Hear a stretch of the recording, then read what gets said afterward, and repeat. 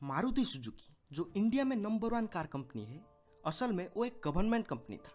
1981 में मारुति उद्योग लिमिटेड नाम से इंडियन गवर्नमेंट ने इस कंपनी को बनाया था। 2003 में इंडियन गवर्नमेंट ने इस कंपनी को सुजुकी मोटर्स को बेच दिया, यानी प्राइवेटाइज कर दिया। अब सेल्स और मार्केट कैपिटल के हिसाब से सुजुकी मोटर्स इंडिया में नंबर 1 कार कंपनी है। तो क्या प्राइवेटाइजेशन इंडिया के लिए बहुत अच्छा है या फिर बुरा है? एयर इंडिया की डिसइन्वेस्टमेंट के बाद प्राइवेटाइजेशन को लेकर बहुत चर्चे हो रहे हैं। तो लोगों के मन में अब सवाल ये है कि प्राइवेटाइजेशन से इंडिया के ऊपर क्या पॉजिटिव इम्पैक्ट्स होंगे और क्या नेगेटिव इम्पैक्ट्स होंगे, और प्राइवेटाइजेशन से हमें क्या फ़ायदा होगा। पर इन सारे सवालों का जवाब जानने से पहले हमें प्राइवेटाइजेशन की कॉन्सेप्ट को समझना होगा। तो सबसे पहले समझते हैं कि प्राइवेटाइजेशन होता क्या है। जब गवर्नमेंट किसी भी कंपनी का 51% से ज़्यादा शेयर्स या फिर एसेट्स किसी भी प्राइवेट कंपनी को बेच देता है, तब इसे प्राइवेटाइजेशन कहते हैं। 1947 में आज़ादी के बाद हमारे देश की इकोनॉमी सिर्फ एग्रीकल्चर के ऊपर डिपेंडेंट था। तब हमारी देश की इकोनॉमी को ट्रैक पे लाने के लिए हमें इंडस्ट्रियलाइजेशन की ज़रूरत था, यानी इंडस्ट्रियल रिवोल्यूशन का ज़रूरत था। पर तब steel plants, power plants, fertilizer plants, refineries, aviation, railways, defence sector और टेलीकॉम सेक्टर, इन सेक्टर्स में इंडिया के पास बड़े बड़े कंपनीज नहीं थे और देश को ऐसे कंपनीज की सख्त ज़रूरत थी। पर तब प्राइवेट सेक्टर के पास ना ही इतने पैसे थे कि वो ऐसे बड़े बड़े कंपनीज बना पाए, और ना ही प्राइवेट सेक्टर के पास ऐसे कंपनी भी थे। तो गवर्नमेंट ने इन सेक्टर्स में बहुत सारे पब्लिक कंपनीज बनाने लगे, जैसे ONGC, coal India, BSNL, BPCL, Indian railways, ISRO, और ऐसे 300 कंपनीज गवर्नमेंट के पास हैं। 1960s और 1970s में पाकिस्तान और चाइना के साथ युद्ध की वजह से और तब पॉलिटिकल अनश्योरिटी की वजह से गवर्नमेंट का इन पब्लिक सेक्टर कंपनीज के ऊपर नज़र हट गया। तो इन PSUs में प्रोग्रेस की जगह करप्शन ने ले लिया, और इसका डायरेक्ट इम्पैक्ट इंडिया की इकोनॉमी पर देखने को मिला। इंडिया की इकोनॉमी स्लो डाउन हो गया। 1991 में नरसिम्हा राव जी के गवर्नमेंट था। तब फाइनेंस मिनिस्टर थे मनमोहन सिंह जी। तब इन्होंने एक मेजर इकोनॉमिक रिफॉर्म करवाया, जिसे लिवरेजेशन ऑफ इंडियन इकोनॉमी कहते हैं, यानी LPG सिस्टम, लिवरेजेशन, प्राइवेटाइजेशन, ग्लोबलाइजेशन।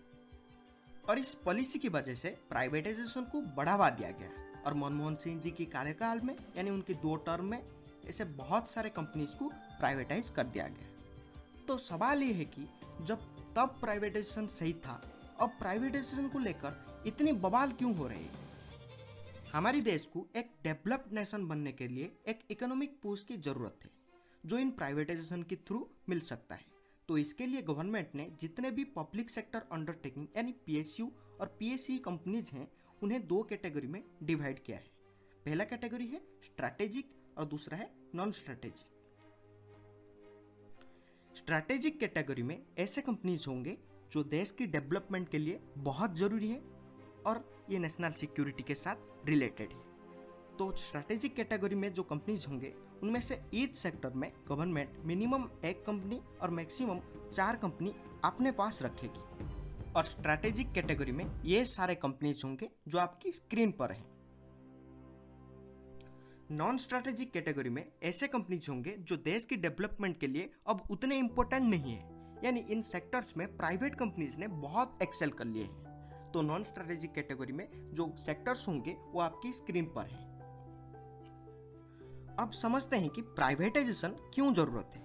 1969 में इंदिरा गांधी जी की गवर्नमेंट ने गरीबी हटाओ नारा देके देश की बैंक्स को नेशनलाइज कर दिया, ताकि गरीबों तो फायदा पहुंचेगा और देश की इकोनॉमी में सुधार आएगा। पर इसमें फायदा तो हुआ, पर गरीबों का नहीं, देश की पॉलिटिशियंस और इंडस्ट्रियलिस्ट को फायदा हुआ, क्योंकि पॉलिटिशियंस ने एयर इंडिया एयरक्राफ्ट परचेज काम करके इन नेशनलाइज बैंक को लाखों करोड़ों रुपए का चूना लगाया।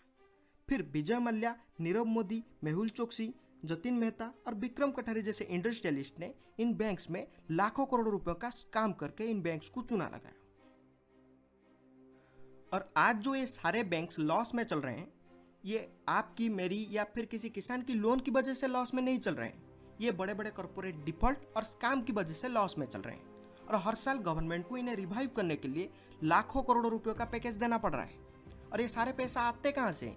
ये आपकी, मेरी या देश की टैक्स पेयर की जेब से जाते हैं। तो इनडायरेक्टली ये हमारी पैसा का बर्न हो रहा है। तो अगर गवर्नमेंट इन्हें प्राइवेटाइज कर रहे हैं तो इससे गलत क्या है? अब रेलवेज की प्राइवेटाइजेशन की बात करते हैं। 2019 की बजट में गवर्नमेंट ने अनाउंस किया था कि 2030 तक रेलवेज में 50 लाख करोड़ रुपया इन्वेस्ट किया जाएगा। तो अब प्रॉब्लम यह है कि गवर्नमेंट इतने सारा पैसा लाएगी कहाँ से? तो इस प्रॉब्लम को सॉल्व करने के लिए गवर्नमेंट ने रेलवेज में प्राइवेट कंपनी को ला रही है।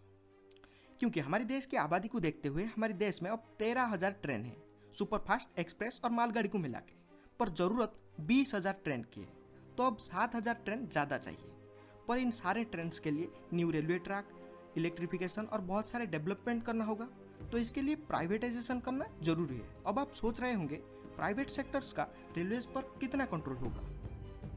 तो मैं आपको बता दूं, भारत सरकार ने प्राइवेटाइजेशन के लिए 109 रूट्स फाइंड आउट किया है, जिसमें 151 प्राइवेट ट्रेन 35 साल तक चलेंगे। और ये 151 ट्रेन टोटल इंडिया में जो ट्रेन चल रहे हैं इनका 5% है। मैं दोबारा आपको बता रहा हूँ, सिर्फ 5% ट्रेन ही प्राइवेट सेक्टर को दी जा रही है, वो भी 35 साल के लिए, लाइफ टाइम के लिए नहीं। और ये 109 रूट्स को गवर्नमेंट ने 12 क्लस्टर में डिवाइड किया है और सारे क्लस्टर्स के लिए अलग अलग बिडिंग होगी और इस बिडिंग से गवर्नमेंट को 30,000 करोड़ रुपया मिलेगा। और ये जो प्राइवेटाइजेशन प्रोसेस है ये 2027 तक कंप्लीट हो जाएगा। और ट्रैक से लेकर ट्रेन बनने तक का सारे खर्चा प्राइवेट कंपनी करेगी। ट्रेन की क्वालिटी तेजस और वंदे भारत ट्रेन जैसे होगी और भारत सरकार को 35 साल तक private company fix transportation charge, energy charge और रेवेन्यू में शेयर भी देगा और प्राइसेस के ऊपर गवर्नमेंट की भी कंट्रोल होगी। और सिर्फ इंडिया रेलवेज को प्राइवेटाइज नहीं कर रही है, इससे पहले भी Japan, UK, Switzerland, Canada, Australia जैसे कंट्रीज भी कर चुके हैं और इंडिया जापान की मॉडल की तरह ही प्राइवेटाइजेशन कर रही है। पीएसयू सेक्टर्स में कुछ ऐसे कंपनीज हैं जिनकी काम को लेकर बहुत सारे सवाल खड़े हो रहे हैं, जैसे बीएसएनएल के साथ एक कंपनी होता था बीएसएनएल, यानी विदेश संचार निगम लिमिटेड, जिसे गवर्नमेंट को लॉस की वजह से टाटा कम्युनिकेशन को बेचना पड़ा था। अब बीएसएनएल की बात करते हैं। जब पूरी देश में प्राइवेट कंपनीज 5G लाने की बात कर रहे हैं, बीएसएनएल अब तक पूरे देश में 4G कंप्लीटली सप्लाई नहीं कर पाया है, तो ये बीएसएनएल की एफिशिएंसी के ऊपर सवाल तो खड़े करेगा ही।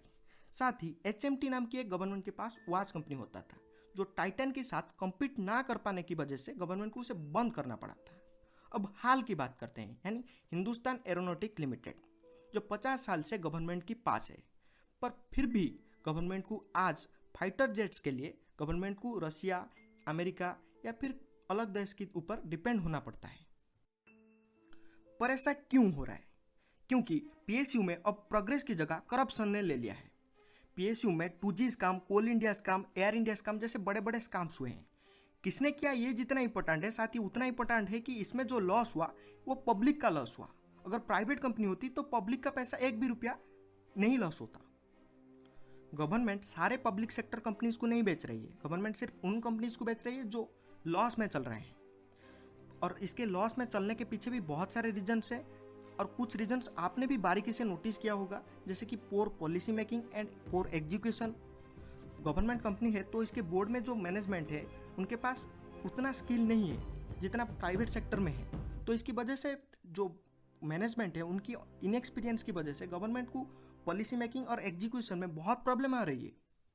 साथ ही over employed, very high operation cost, lack of realistic and proper pricing, lack of motivation and self improvement, waste of resource and under utilisation of resources and poor service, ये सारे प्रॉब्लम्स प्राइवेट सेक्टर की companies में देखने को नहीं मिलती हैं जो पब्लिक सेक्टर कंपनीज में देखने को मिल रही है। अब बात करते हैं कि प्राइवेटाइजेशन से हमें क्या फायदा होगा और क्या नुकसान होगा। तो प्राइवेटाइजेशन की वजह से इकोनॉमिक बूस्ट मिलेगा, यानी प्राइवेटाइजेशन की वजह से गवर्नमेंट को उन सारे कंपनीज को चलाना नहीं पड़ेगा जो लॉस में चल रहे थे, तो गवर्नमेंट को उन कंपनीज को चलाने का कॉस्ट भी लोअर हो जाएगा। और साथ ही FDI यानी फॉरेन डायरेक्ट इन्वेस्टमेंट का इनफ्लो इम्प्रूव हो जाएगा, जिसे टेक्नोलॉजिकल एडवांसमेंट के लिए इन्वेस्टमेंट ज़्यादा होगा, जिससे क्या होगा, जॉब क्रिएट होगा। ज़्यादा जॉब क्रिएट होगा तो हमारी देश की इकोनॉमी में बूस्ट मिलेगी और हमारे देश की जो टारगेट है $5 ट्रिलियन इकोनॉमी बनने का, वो भी सक्सेसफुल हो जाएगा। और प्राइवेटाइजेशन की वजह से एक फ्री मार्केट क्रिएट हो जाएगा, जिसकी वजह से कंपटीशन बढ़ेगा, करप्शन नहीं होगा और लोगों के पास अपॉर्चुनिटी ज़्यादा होगी और प्राइसेस भी कम होंगे। प्राइवेटाइजेशन की वजह से जो पब्लिक सेक्टर कंपनीज थे उनकी सर्विस क्वालिटी बहुत इंप्रूव हो जाएगी। आपने देखा होगा गवर्नमेंट कंपनीज में कैसे सर्विसेज होता है और प्राइवेट कंपनीज में कैसे सर्विसेज होता है, तो ये डिफरेंस भी देखने को मिलेगा।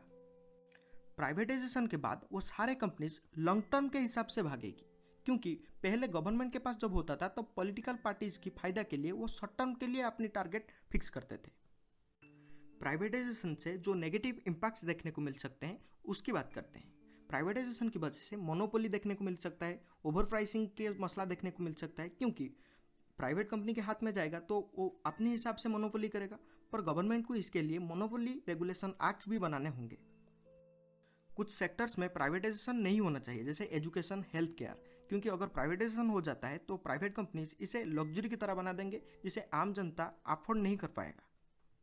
प्राइवेटाइजेशन का जो सबसे बड़ा डिमेरिट्स कहा जाता है वो कहा जाता है कि प्राइवेटाइजेशन की वजह से जॉब चले जाएगी, पर जॉब नहीं जाएगी, उल्टा जॉब ज़्यादा क्रिएट होगी। जॉब उनका जाएगा जो उस काम के लिए इनकेपेबल है। अब सारे फैक्ट्स जानने के बाद आपको क्या लगता है, प्राइवेटाइजेशन इंडिया के लिए सही है या फिर गलत है? मुझे नीचे कमेंट करके जरूर बताएं, क्योंकि इस देश के लिए आपकी ओपिनियन मैटर करता है। तो अगर वीडियो अच्छी लगी तो उसे शेयर कीजिए और चैनल को सब्सक्राइब कीजिए।